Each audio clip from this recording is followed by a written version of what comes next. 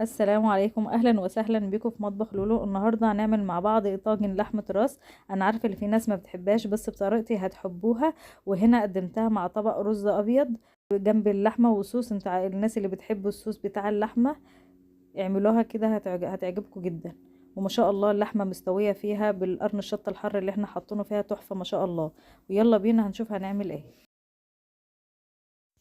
في حله على النار هننزل بمعلقتين من السمنه،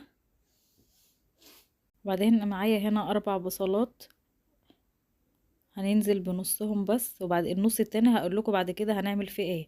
هنشوحهم كده بس شويه لغايه ما ياخد لون ذهبي معانا. بعد ما شوحت البصله نزلت باللحمه بتاعتي وشوحتهم كويس، وننزل بالبهارات بتاعتنا معلقه كبيره من الملح ومعلقه صغيره من الفلفل الاسود ومعلقه صغيره من 7 بهارات ومعلقه كبيره من هريسه الفلفل اللي هي عباره عن فصين توم وفلفل وفرمناهم على بعض.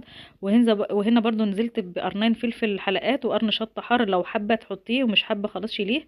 وهنا نزلت بباقي البصل اللي احنا كنا سايبينه، احنا مش هنخليه ياخد لون، احنا هنخليه يدبل بس عشان يطعم لي اللحمه ويسكر لي الطماطم اللي احنا هنحطها. وبعد كده نزلت بشفشق من الطماطم، انا عصرته وصفيته ونزلت على اللحمه بتاعتي. وفي الحاله دي انا مش هزود اي ميه خالص، انا هسيبها تستوي في عرقها. ودي شكل اللحمه بتاعتي بعد ما غليت. انا هدي على النار وتستوي 3/4 سوا بس. ودي شكل اللحمه بعد ما استوت. هاخدها وهننزل بها على الطاجن بتاعنا. انا كنت مسخنه الطاجن ده قبل كده في الفرن علشان اللحمه تغلي فيه على طول. واللي ما عندهاش طواجن من الفخار ممكن تستخدم صواني عاديه خالص، ما فيش اي حاجه هتوقفنا. وبعد كده هرش رشه ملح صغيره ورشه فلفل اسمر على الوش. وانا بحب ازين الوش انا بطرنشات بصل وطرنشات طماطم وطرنشات فلفل حار.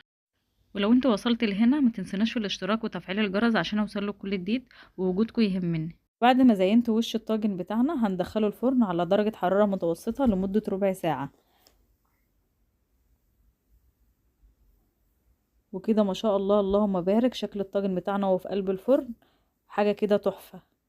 وكده يكون الطاجن بتاعنا طلعناه من الفرن بعد ربع ساعة ما شاء الله جميل. انا قدمته هنا مع طبق رز ابيض. الناس اللي بتحب الصوص جميل قوي جنب الرز، واللي حابه يتغمس بيه عيش دي بيبقى تحفة برضو. وهنا ما شاء الله اللحمة بتاعتنا مستوية وجميلة جدا. ومتنسوناش في الاشتراك وتفعيل الجرس عشان اوصل لكم كل جديد.